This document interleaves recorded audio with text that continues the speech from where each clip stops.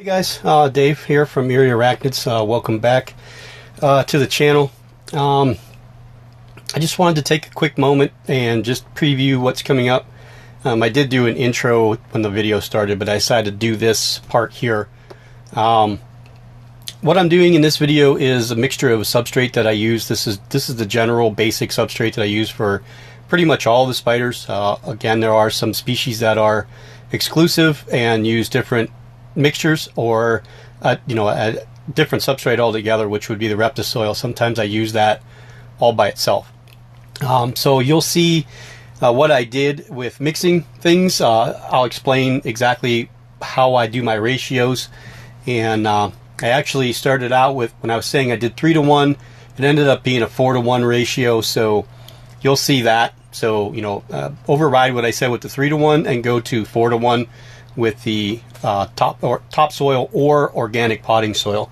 You'll also have to excuse when I was videoing. I was kind of half filming myself standing there, and we also got the overloaded towel laundry basket there. So I hope you guys enjoy what's coming up. And again, if you have any questions, please feel free to get a hold of me. If you want to bounce some ideas off me or things that maybe you guys use, I'm up to try anything. So if there's a different type of mix that you guys use, let me know, or even put your recipes down in the comment section, so anybody that watches this can also try other people's recipes. I know a lot of people use just straight cocoa fiber or topsoil or peat moss, and I kind of explained in the video a little bit why I don't do that anymore. I used to just use Eco Earth. It was just the easiest thing to do, and I found that over the course of time, when you put in 4 or 5 inches, after about a month, that 4 or 5 inches is now only about 2.5 inches, because it starts to settle and packs itself down. So using some stuff that's got a little bit more structure, stuff that you can actually pack down a little bit tighter and hold its form, I have found has worked a lot better for me over the course of the last 6 to 8 months I've been toying around with this stuff. So again, hope you guys enjoy it, and here comes the video. Okay guys, again, we're going to do a substrate video.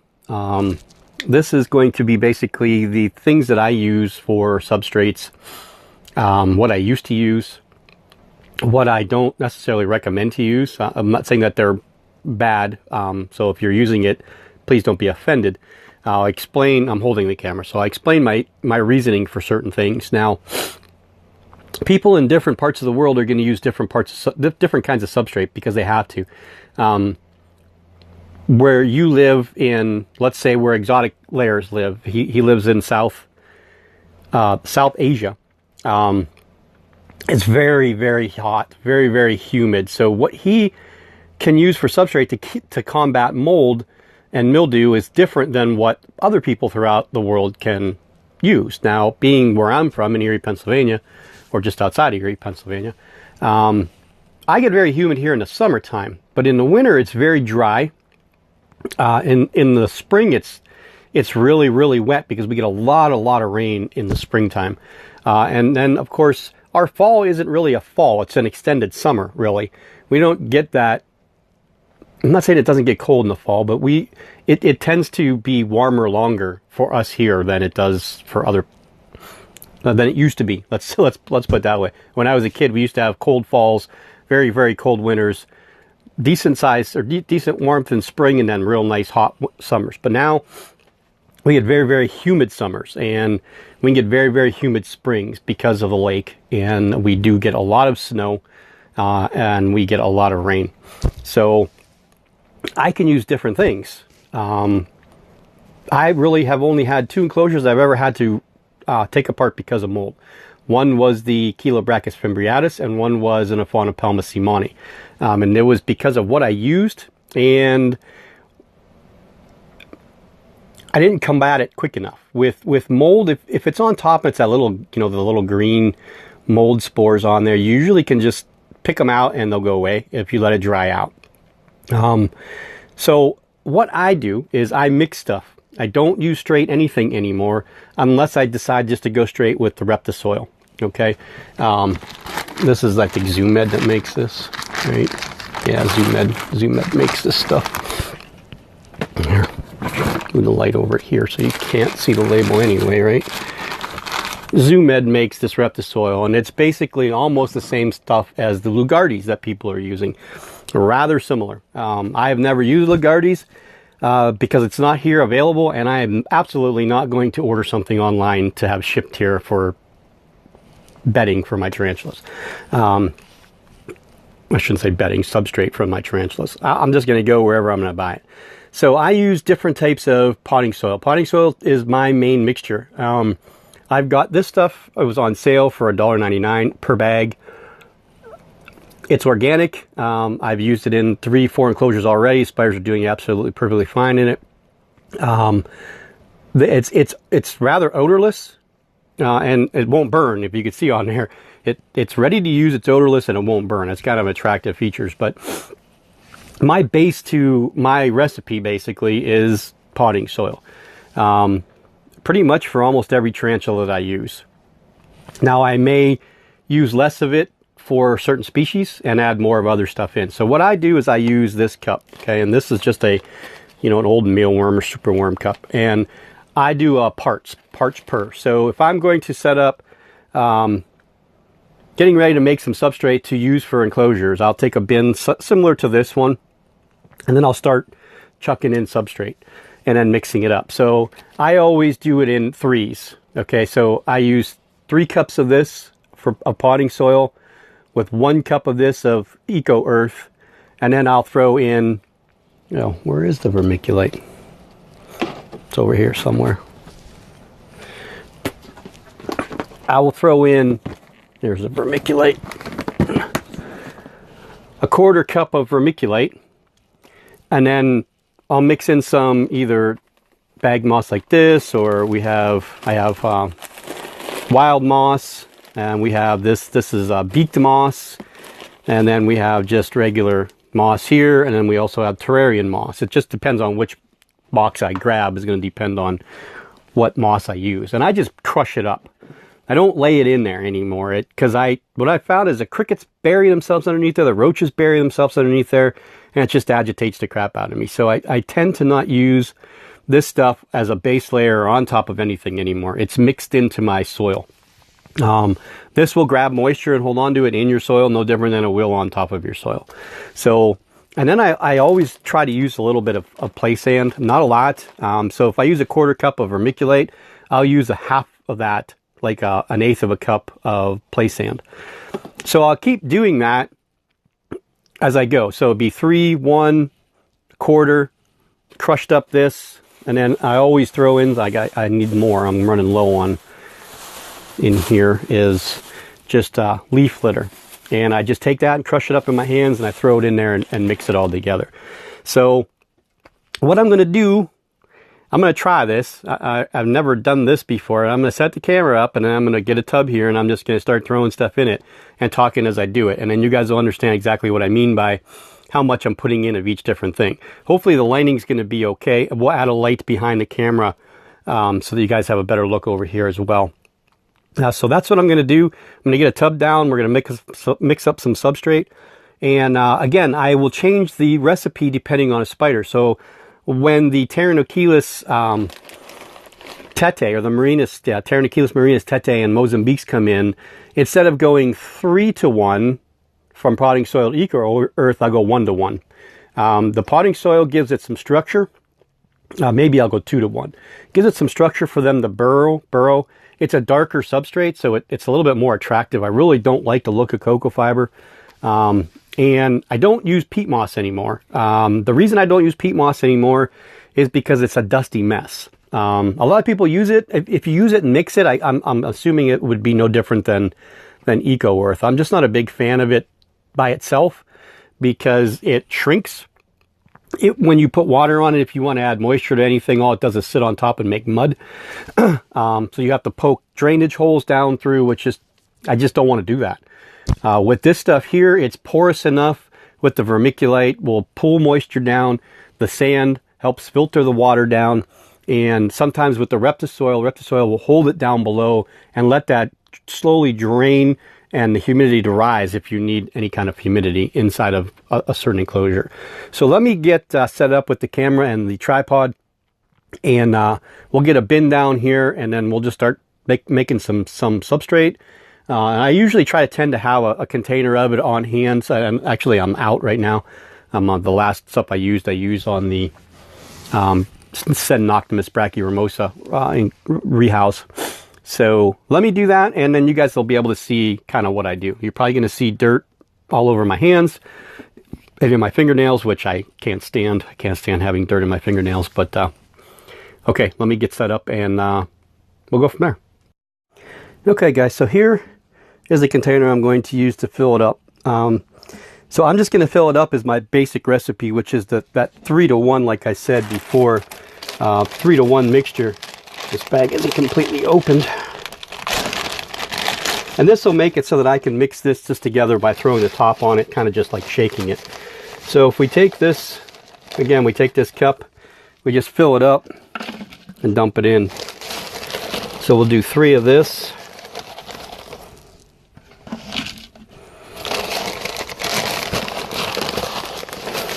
And this potting soil actually has no smell. Some of the other ones I've used does have certain smell. This one has absolutely zero smell to it. I know, my wife always says, well, she doesn't really say, I kind of just made it up basically, the way she says it, but it's like I live in a cemetery in here because it does smell like dirt in the room a lot. So we went with one of the Eco Earth, and now what we'll do is, you can see this stuff just kind of wants to come out. We'll take this, we kind of just, hope you guys are seeing this, just break off a piece like this and just start throwing it in there, crushing it up a little bit, breaking it apart, and then we'll get that mixed in. Now you could see how, actually might need to go with more, I will. I'll have to put more potting soil, and sometimes you have to. That was actually a pretty full cup of the Eco Earth, or the cocoa fiber, whatever you want to call it. Okay, so we throw another one of those in there. Then we'll come over here and I'll grab my vermiculite.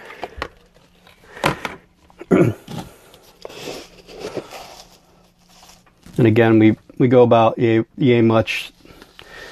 Dump it in there. The last thing that we're going to add to this is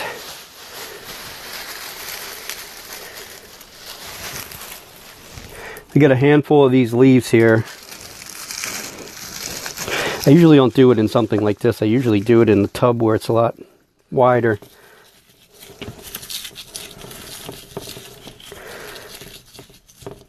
Crush these guys up.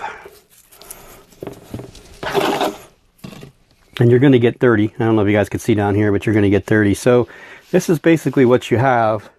So what we'll do is we'll throw a top on. This top has got holes in it because it came from one of my other enclosures, and just kind of shake it all about.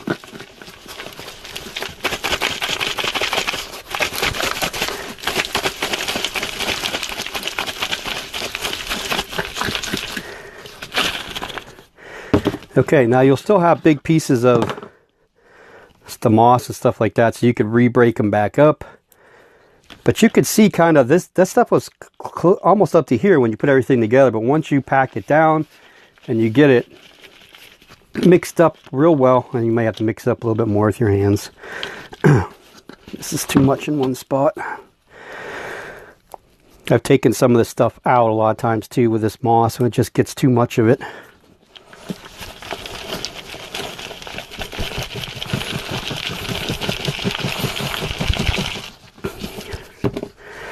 So there you go.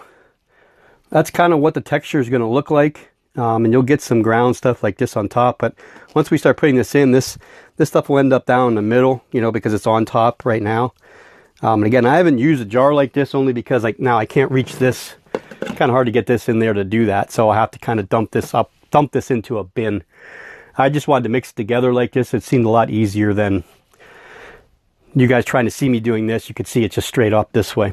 So, you know, that'll be enough to do a couple small enclosures, or maybe a medium-sized enclosure, or actually probably 2 medium-sized enclosures depending on the species. Now, if I was doing a Terranachilus, this stuff here wouldn't be in there. I generally don't use, matter of fact, I don't even like that much in there, so we're going to get rid of some of this. I don't generally use this type, you know, this type of stuff in a very dry, arid species.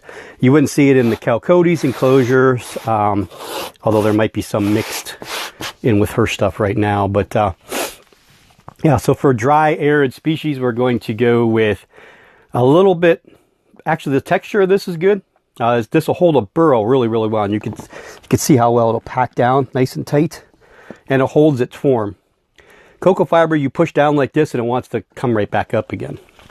So I hope you guys learned a little bit here, and maybe you guys can tinker. This is what I've been doing, is been tinkering, and I know you watch Tom Rand's videos. He's been tinkering for a couple years now, trying to get the right type of mixture that he likes, and he's found something that works really well for him.